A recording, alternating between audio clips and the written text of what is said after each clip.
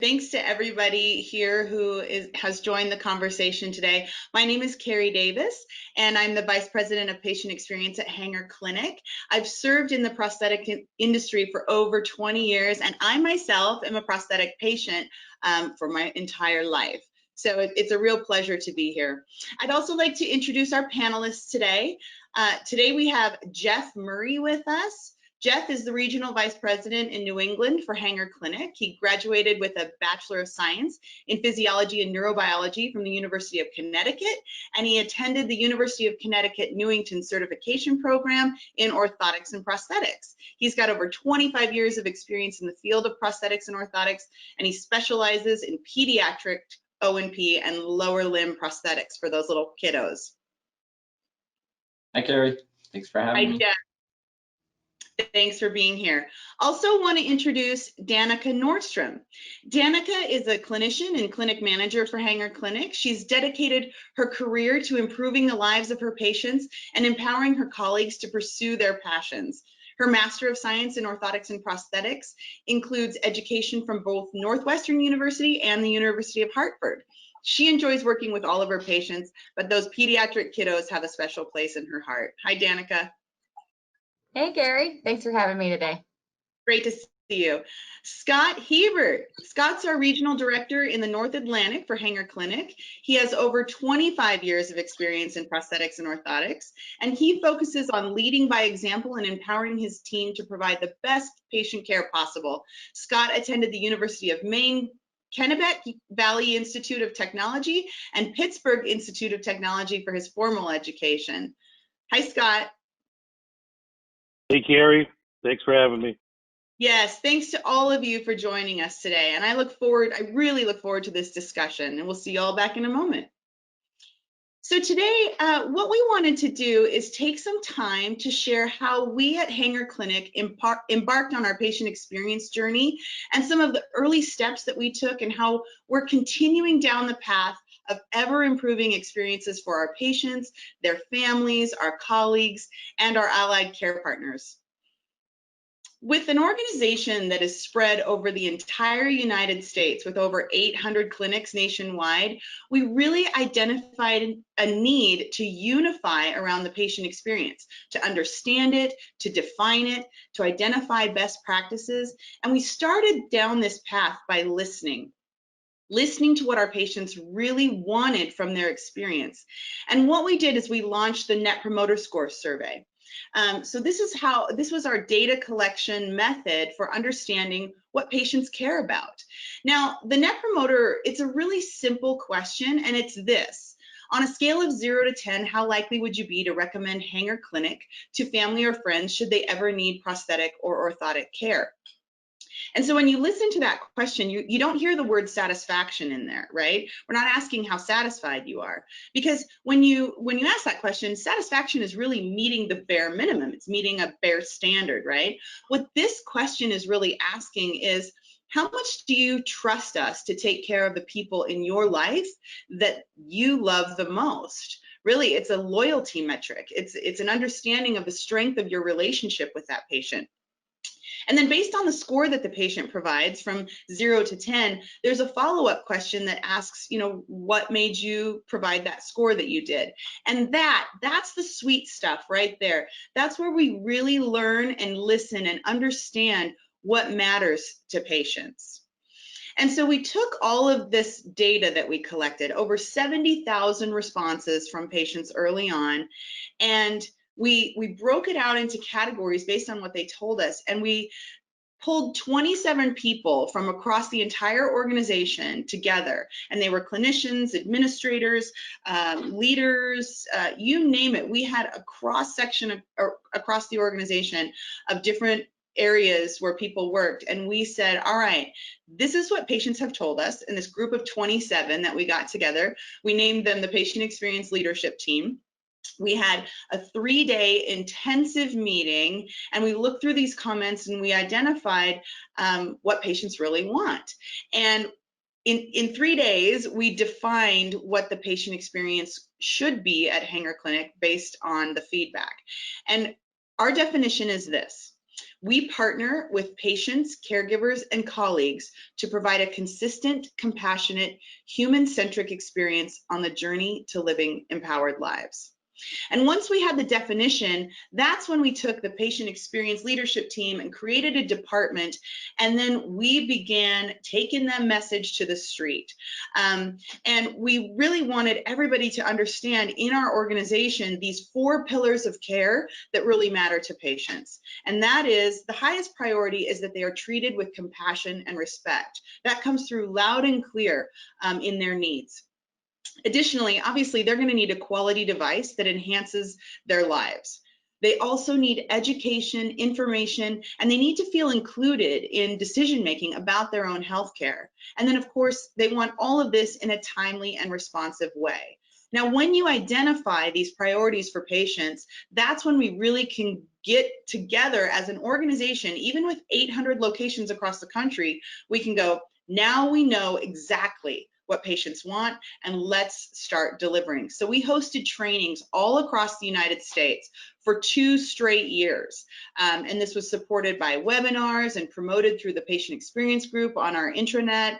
And it really has become the central focus, which is delivering on our promise. So in our training focus, we really focus on servant leadership. We focus on communications training with an emphasis on empathy. And what we want to do is just empower our employees to create a culture that they desire. Because here's the truth. Culture is going to happen no matter what. A patient experience is going to happen no matter what. What we want to empower our employees and our staff, families to know and to act on is that we have the power to influence what that experience is going to be when we actively participate with intention and when our motivation is to serve. So it's almost as simple as asking employees, what do you want? What do you want from your experience? What do you know that patients want? And then let's put some actions behind that to deliver on our promise. So what we want to do too is move away from that transactional element of care, where a person comes in, they have a prescription, we provide it, we fill it, and they leave. That's not enough for us. We call ourselves the Hanger family. And so it goes beyond that transaction. It's really a transformational experience. And when you're engaged in that experience as an employee, as a care provider, as a family member, as a patient, that's when true transformation and empowerment happens. And so, like I said, we don't settle for patient satisfaction because that's just not enough. We want to really elate our patients, for them to be proud to be part of the Hanger family. And so we continuously ask that Net Promoter Score question, along with a number of other questions and different survey mechanisms. But in healthcare, the NPS score, it bounces in the broad healthcare sense between 71 and 75. And today, Hanger Clinic enjoys a score of 84.9 for an NPS score. So, and of course, we don't just sit back and rest on our laurels there. We are on a path of continuous improvement. So I would like to bring Danica to the stage here, because Danica, she really has empowered her staff to embrace this culture of service. So Danica, how have clinicians in your area really created intentionally that culture of service?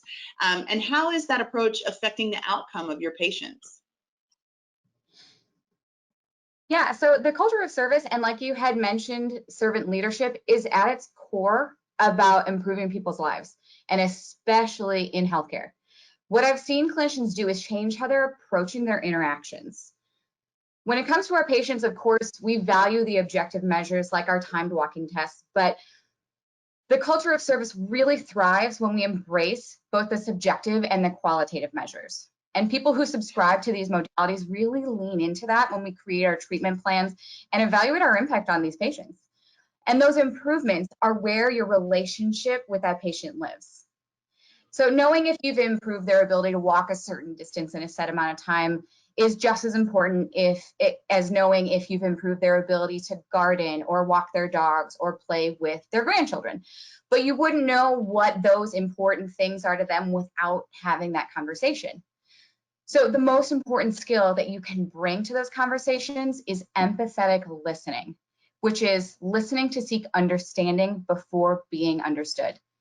And Carrie, I've heard you say this countless times, but a lot of patients don't want to be our patient. They're coming here after an amputation or a disability, and they can be nervous or scared and really unsure about what's going to be happening next for them.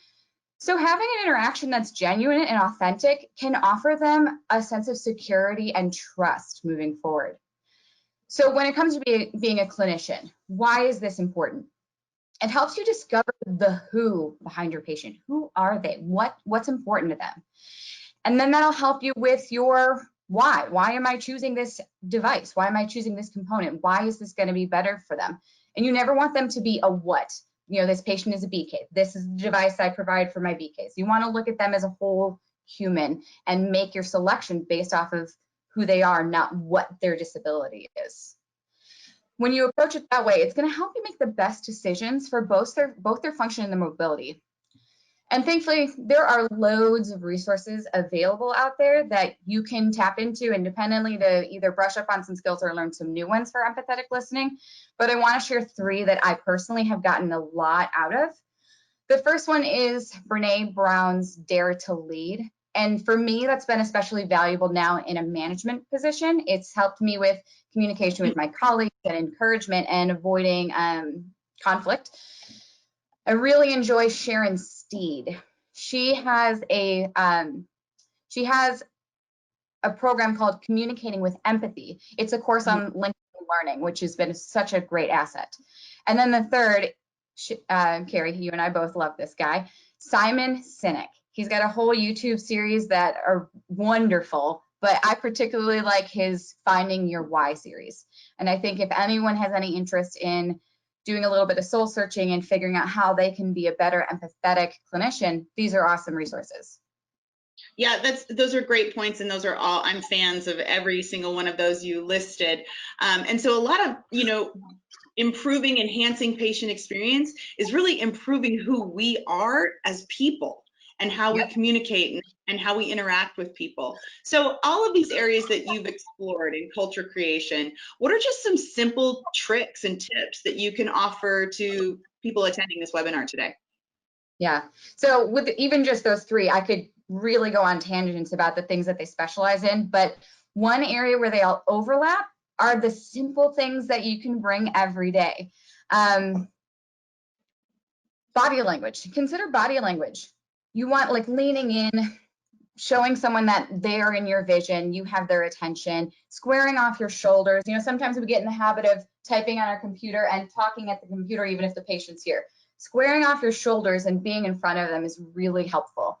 Even tilting your head, showing that you're inquisitive and that you're taking in what they're saying and you're processing it all. That's so simple, so easy to do. Eye contact, huge, especially now when we are all wearing masks. Just what we work with is super helpful, right? Mm-hmm. And reflecting, if they're sad, if they present upset, it's okay to be upset with them. Or if they're really excited about their device, be excited with them. When you're mirroring their emotion, it shows to them that you're in their corner. And repeating and reframing can be really good if you need to get onto a better page with the patients. You can say, I heard you say X. Can you tell me more about that? Or can you reframe that in a different way so I can understand it a little bit better? The more you have these conversations, the better your understandings are, the better your relationships are, and ultimately the better your outcomes are. And I'm super grateful that Hanger is a myriad of programs that can help perpetuate that culture even further.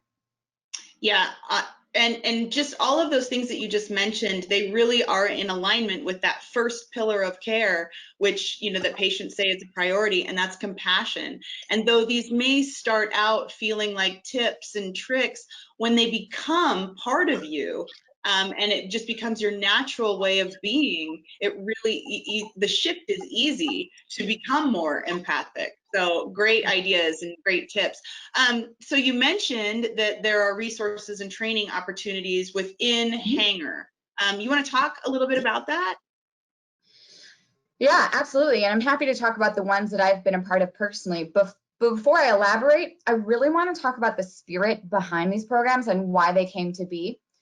Our Diversity and Inclusion Council, they've really knocked it out of the ballpark with these. They're developing these programs so that we, part of the Hanger family, we can have these internal experiences so that when we're having our external interactions, we're doing so with an elevated understanding of the human connection. So first, there's our annual core training that we all have to do, and it focuses on our core values as a company. Those are integrity, outcomes, collaboration, innovation, and of course, patient care. Next is the LinkedIn Learning Series, and I had mentioned that earlier. It's available to anyone within Hanger, and it's really neat. It's kind of like a choose your own adventure. When you sign up, you can select from a whole catalog of courses, and it's anything from business development to empathetic listening, like the course I had taken earlier. And you really get to decide what areas of you improve on. Hanger Live is our national annual conference, and one thing that I've been super pumped about is historically, these courses that were offered have been mostly technology driven or component driven with not so much emphasis on the patient experience. But now over 25% of the courses that we have available to us are surrounding improving patient experience, empathy, how to be a better clinician from almost an emotional point of view.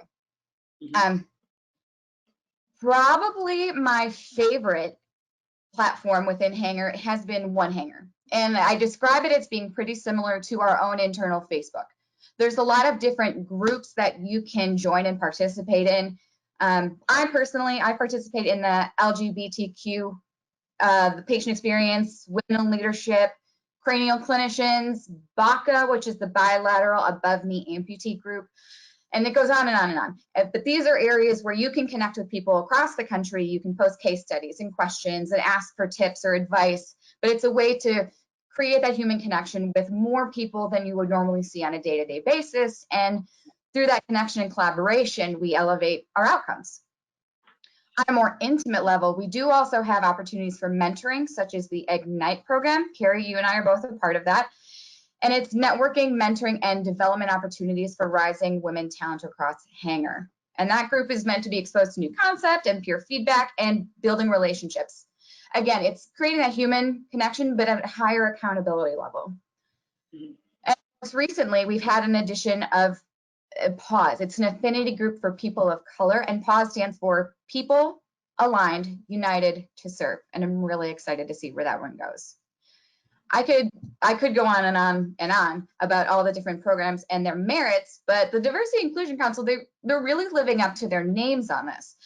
It creates an opportunity for us to connect and celebrate diversity and at the same time come together inclusion for improved collaboration outcomes. And that really is where the magic is.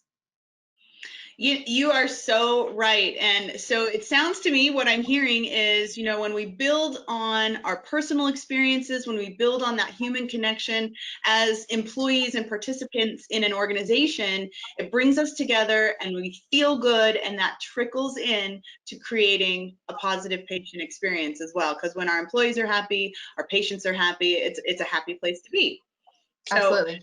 Yeah. Thanks so much, Danica, for all of your insights, and I will bring you back at the end. We'll have some questions, so thanks again. All right, thank you.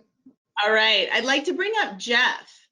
Jeff, I mentioned earlier how we collect feedback from patients through Net Promoter Score, and I know your team has been very engaged in utilizing that feedback to enhance the patient experience in your region. Can you talk about that? Absolutely, thanks for asking. We take our patients' feedback very seriously, and we do it in two ways. One is highlighting and celebrating service champions. We have identified an NPS triage lead who tracks all of our TENS with patient comments for the region and shares the successes with our employees and leadership. I then personally acknowledge the great customer service of the employees and include their teams. I also include senior leadership in some of this outstanding care. We typically have opportunities daily to do this, so that makes it real exciting. The other is resolving service issues very quickly. Typically for a detractor, we have a 5-day turnaround time expectation. But for our region, it's a minimum of 24 hours, if not the same day, for all patient complaints and concerns. We found that the longer you wait to resolve a patient concern, the greater chance it will escalate. Yeah, that's definitely true. And so Net Promoter Score has been embraced as part of the culture in your region. Everybody's watching, everybody's listening in real time too, which is really nice because we have the opportunity to fix any issue right away and to celebrate those champions. And I have been copied on a lot of those celebratory emails. And I really think, you know, you and I, we just heard from one of your clinicians today how it just made her morning to hear what her patient had said. So it definitely promotes that culture of service. And your region has the highest NPS score in the country at 91. Woo woo! And you've held that title for 2 years, being the leader in the company. So what's the secret? Well, thanks for asking. So, you know, again, I can tell you we listen to our patients, first of all, and you know, we have an amazing team in New England. And so again, I'm just lucky to be a part of that team.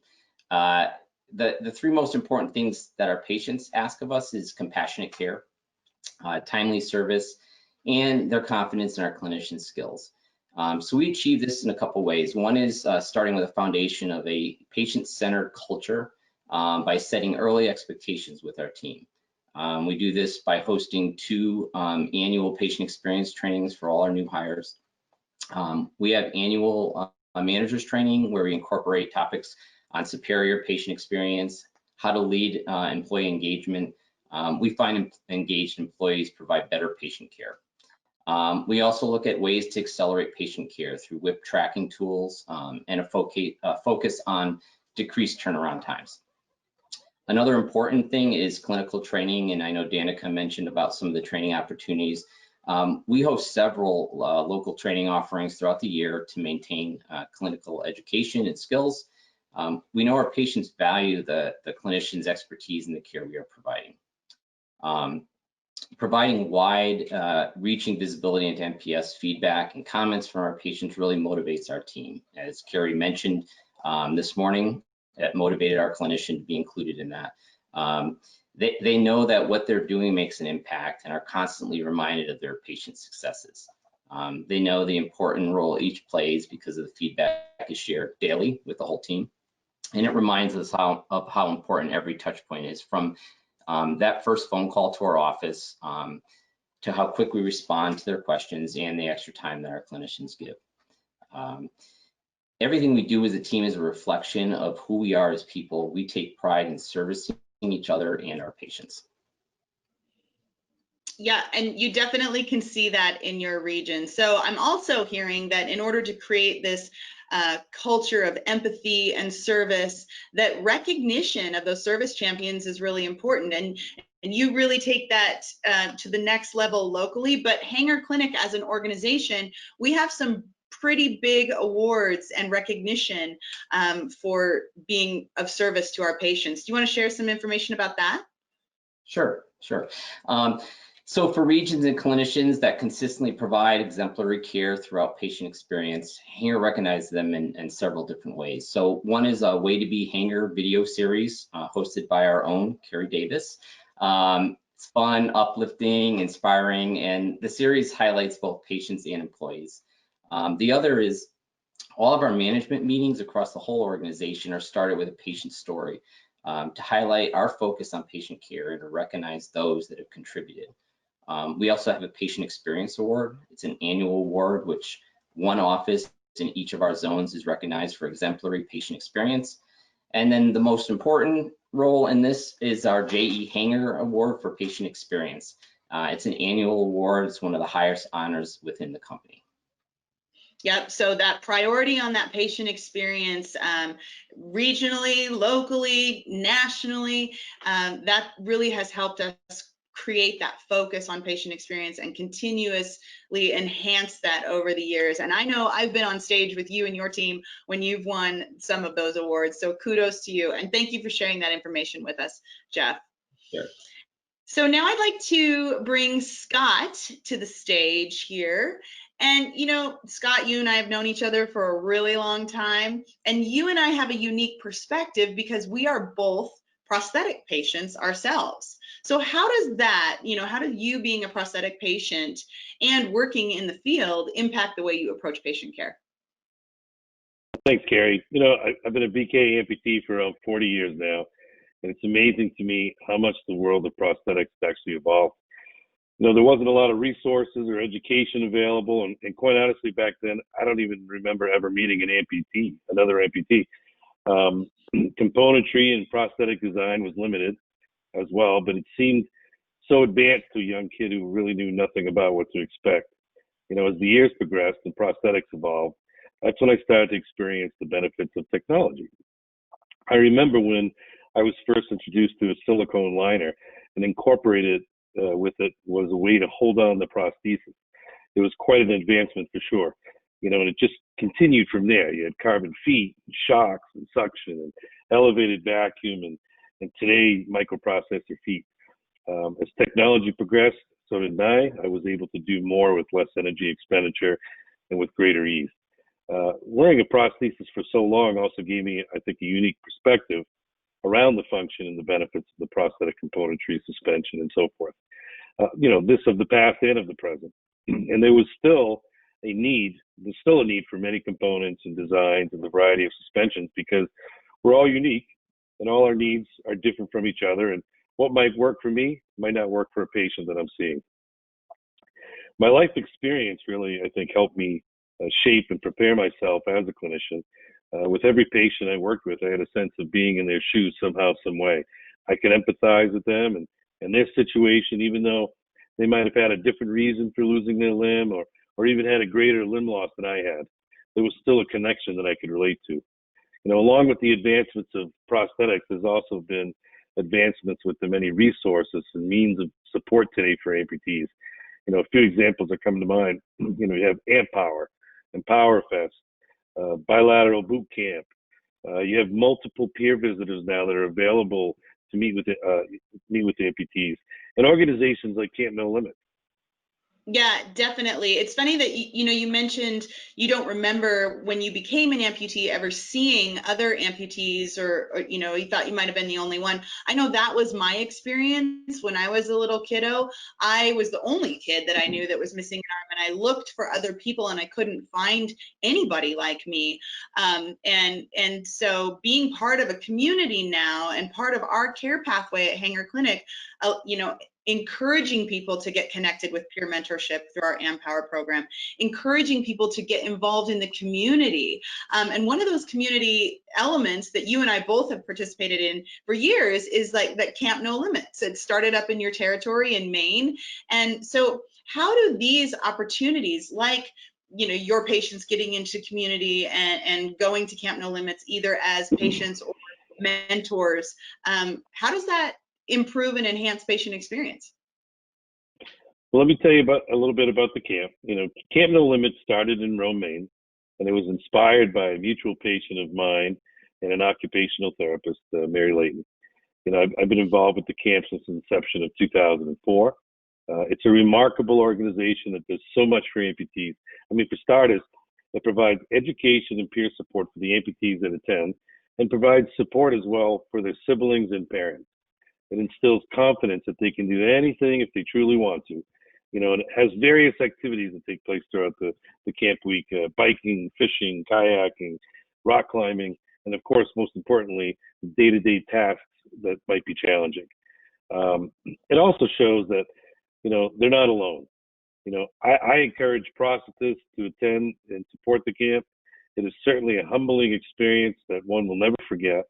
All the camps are supported by certified therapists and prosthetists as well as adult amputee volunteers. There are 10 locations across the country, and as you know, Hanger is a big sponsor to this organization, sending many kids and their families each year via scholarships to the camp.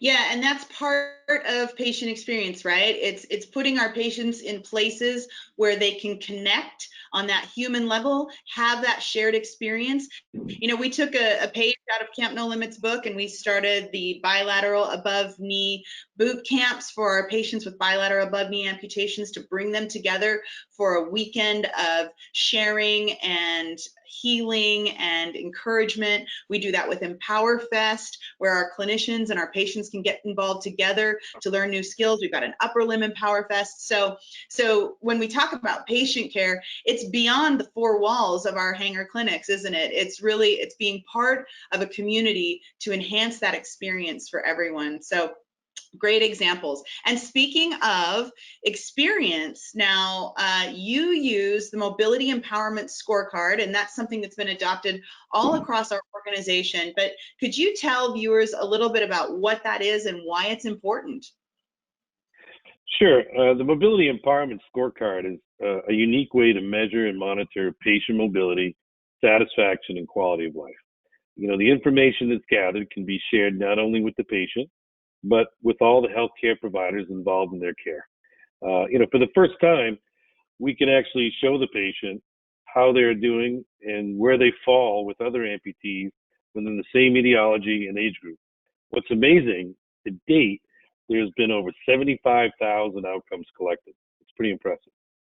It's so extraordinary because, you know, how do you gauge when you've had an amputation or a serious setback? How do you gauge where you are on that journey if you don't even know how to compare? So I've talked to some people who were kind of getting down on themselves, thinking they should be progressing faster, but when they look at their mobility scorecard, they're like, whoa, I'm right on target. So it's an excellent method of enhancing communication between the clinician and the patient. And also, you know, as we've heard from patients, they want involvement in their care. They want education and information so that they can set their goals. So it's a great tool for patient engagement and employee engagement as well. So thanks for all of your insights there, Scott. I really appreciate it. Thank you. Yeah, you bet. We've shared a little bit about Hanger Clinic and how we've got to where we are today with patient experience. And like I said, it started through listening and responding and then acting in ways to promote empathy and the human connection. And we're still on a journey. We're on a journey of continuous improvement in our organization, and our commitment is unwavering. As we've said, you know, and as Danica mentioned, ours is a business where no one wants to be a customer. And we just kind of have to let that sink in for a minute. No one really wants to be a customer in the prosthetic and orthotic space. And so when we access empathy, when we just have the capacity to think about what must that be like for our patients, it really does enhance and improve the way we go to work and the way we serve. I've called it, you know, a sacred responsibility when it comes to caring for people. We've got to do everything that we can towards easing the burden of what it's like to be an orthotic or prosthetic patient. That's what care is all about. And so at Hanger, our next step is to enhance that digital patient experience, making it easier for patients to access their care teams, relevant information, supplies, connections to support, and self-service options, right, that are just on demand. But with a digital transformation, our primary focus is making it easier for our patients. It's not about putting out the most high-tech, you know, gadgetry at all. It's about enhancing technology so that we can, most importantly, enhance that human-to-human interaction. So any digital solutions that get implemented or adopted, they have to be aligned with those 4 pillars of care that our patients tell us matter, and they have to really make it easier to be a patient. So when we talk about patient experience, we're not talking about a program, right? And so other organizations, when they talk about patient experience, there is no patient experience program, because every day that we go to work, we are delivering experiences. It's what we do, it's who we are, it's reflected in our team members' motivations and intentions, and it's reflected in our patients' outcomes. So we're not in the business of delivering devices, because a device, it can't deliver confidence, hope, pride, but a device that's delivered with thoughtful, intentional care focused on an individual's goals, their needs, their wants, their desires, on his or her mind, body, and spirit, that's a transformational experience. And that's what we're in the business of providing, an experience that will empower human potential and change a person's life. So we've had some really terrific discussions here today. I want to thank everyone. I hope our audience has been able to get a feel for how we started down the path of understanding and crafting patient experiences, how we listen to our patients, how we adapt and pivot and move according to what they tell us is important, how we measure success, how our success and how we look at outcomes. But most importantly, I hope that the message here is that each person, if they approach their work in this caregiving space with intention and a motivation to be of service, then we really can change a person's life with a smile, with a compliment. It's very simple. Starting down the path of improving patient experience or being thoughtful and intentional about it really starts here. With deciding who you want to show up as in the world and then being it every day. So I think what I'd like to do is turn this over to Lily. And Lily, should we see if we have any questions? Hey, Carrie. Yeah, great. Thank you so much. Let's see. I think I did see quite a few come in for us. So yeah, here's one. So actually, let's bring up all of our panelists as well, guys. Danica, Jeff, and Scott. Let's bring you guys up also. Perfect. Hey, guys. All right, so question here. Well, you covered so much great information here today. I would love to implement some of these techniques in my O&P office. Can you provide some simple ways to get started? Oh, sure. I would be happy to say some simple methods of getting started. And I guess it goes back to really being thoughtful and intentional. So one of the things you can do in your office is pull your team together and of course, in a safe, socially distant way with your masks on. And, take a look at those 4 elements of care that patients tell us are the priorities and start asking yourselves, what are some actions that we can take to make sure that we are delivering on this promise? What actions can we take if we want a culture that is fun and uplifting and supportive? What are the things that we have to do? And you really have to assign actions to those and then hold people accountable to that. And that is the very first step in kind of shifting culture. It's deciding, this is the culture I want and this is what I'm going to do to get it. And then getting everybody on board with that. Right. There's another one. Ooh, this one's good. From a physical therapist. So I'm a physical therapist, and I'm wondering if you have any thoughts on how therapists can help continue the experience for our patients together as they move through their care journey. So I don't know who you want to take that one, Carrie. Scott? Oh.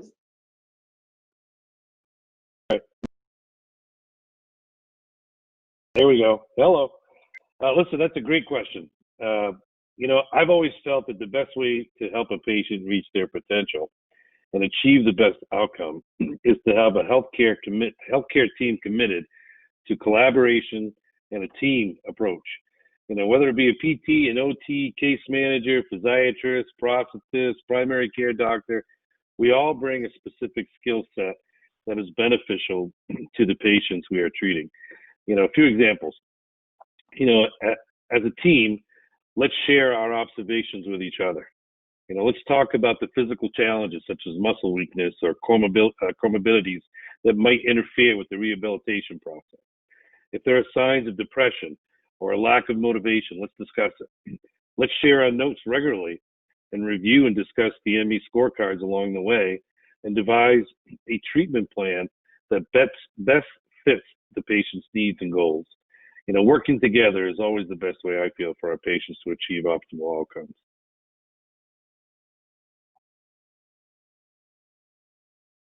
Great. Thank you so much, Scott. So let's see. I think I do have another one for us. Let's see. Oh, looks like we lost Carrie for a moment. Well, I've got another one too. So let's see who can answer this while she kind of gets back on for us, guys. Is that okay with you all? Okay, let's see. Oh, what's the difference between sympathy and empathy? Can you explain a little bit about the importance around that distinction in a clinical setting? I'm guessing that one's for Danica. So Danica, let's unmute you here and give that one over. Hey, Carrie, you're back. Yay! Yeah, I can take this one. They're often confused, but in a healthcare setting, it's really important to make the distinction that you're being empathetic with your patient instead of sympathetic. Sympathy is a statement of emotional concern, whereas empathy is reflecting of emotional understanding. So to feel empathy is to really understand someone's feelings, particularly the negative ones. And as we've said, a lot of times that's what the patients are presenting with initially. Sympathy in the context of can sometimes make the person feel pitied as opposed to fully understood. So this can make the clinician-patient relationship a little one-sided. Even the root words, sympathy means same emotion, and empathy means in the emotion. So if you're being sympathetic, it can almost feel like you're trying to make yourself equal to them, and oftentimes we're never going to understand the situation that they're in. So instead of trying to level the playing field, we need to just understand where they are and what they're feeling and what their needs are. Great. Do you want to add anything to that, Carrie, as well? No, I absolutely agree. You know, when we talk about empathy too, some people are like, how will I ever know what it's like to be in someone's shoes? And you don't have to know. You just have you have to have the capacity to open your heart and mind to imagine what that might be like. And that's the first step to flexing that empathy muscle, is just opening your heart and thinking, what might that be like? You'll never know, and you know what it's like to be that certain individual. But if you are open, you certainly can show them that you're there with them. Great, thank you. There's another one that came in here too that I want to call out for you guys. Let's see. Okay, so this one might be for Jeff. Maybe, Carrie, I'll let you decide this, but what other creative ways have you used to reward employees who are exemplary, maybe going above and beyond? How do you guys do that? I'll let you take it, Jeff.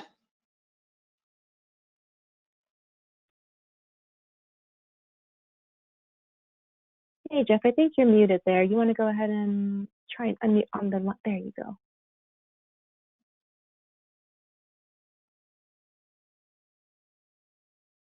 Don't hear you yet. There you go. Okay, excellent. Yeah, so I guess there's monetary rewards, but there's also recognition rewards. And so I think primarily what we've done is recognize people by sharing what they've done to the rest of the group, to, again, across the organization. So just making them know that what they've done with a patient has made a difference, and acknowledging that, I think, goes a long way. And so probably don't do a whole lot of monetary rewards, but again, recognition, I believe, goes a long way with the clinicians, the OAs, and the team players throughout the region. So hopefully that answers the question. Great. Anyone else want to add in how you guys do that, Scott or Danica?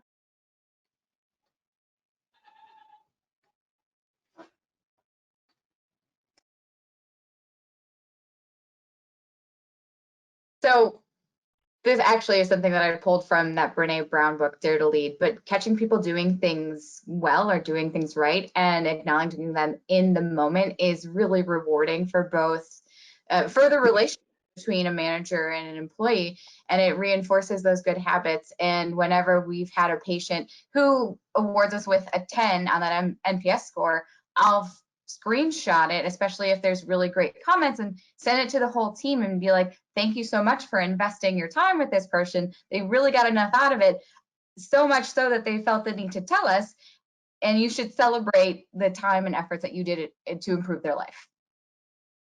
And if I could add on to that, Lily, you know, Danica says, and Jeff and Scott, you know, they recognize the team. Patient experience is a team sport. You think there are, you know, there are many different touch points on a patient's journey. And we just had a comment this morning, you know, as we mentioned, as Jeff mentioned, we start every meeting with a patient story. And we had a patient call into our centralized scheduling, and one of our schedulers spent 10 minutes on the phone with this patient because she was clearly distraught, and her surgery had been canceled a couple of times. Everything just kind of felt out of control for her. And, you know, our central schedulers, you know, yet if you look at their job descriptions, it is to schedule appointments, get the required documentation. But you know, what really mattered to this woman is that she was listened to. And so she, you know, everybody taking an active role in being there for people, no matter what your role is. If you're an office administrator, if you're central scheduler, even people working in our real estate department or in finance, you know, everything that they do, even if they're not patient facing, how they treat their employees, their managers, other people in the organization, it all trickles into that patient experience. And so recognizing the entire team, like this is a team sport, is really important. Great. Thank you, guys. There is the interesting question here. I don't know if you have this data or been able to kind of analyze any of this, Carrie, but do we see a strong link between providing empathy and what you guys have done with the patient experience and device compliance rates? Danica, I will let Danica take that. So there's a huge difference when you're providing a device if the attitude you take is this is going to help you walk or this is going to help you live your life.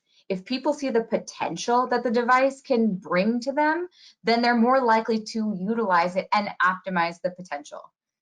So it's all about the attitude you take and inspiring them to make the most of this all. Yes, I think, yes, it's a huge, huge impact. Great. Thank you so much, Danica. I'm going to take a look and see if I can see it. There's so many questions, guys, which is great. Thank you all so much for submitting these. Oh, here's one. Okay. So how to encourage empathy in customer service with productivity standards? I wonder where they're going with that one. How to encourage empathy with customer service with productivity standards.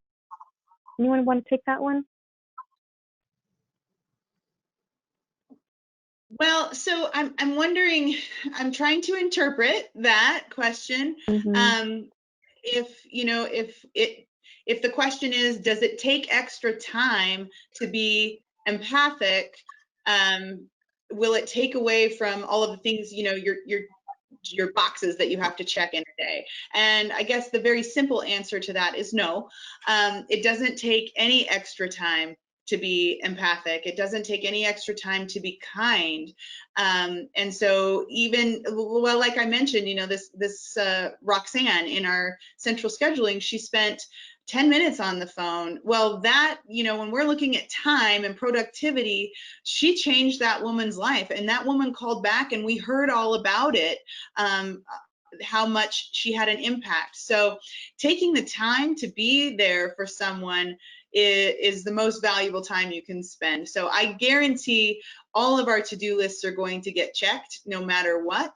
But spending a little, you know, moment to make somebody's day, it really doesn't take that much more time, and it really has a tremendous impact. So I hope I answered that question correctly. Does anybody else have any other interpretation of that?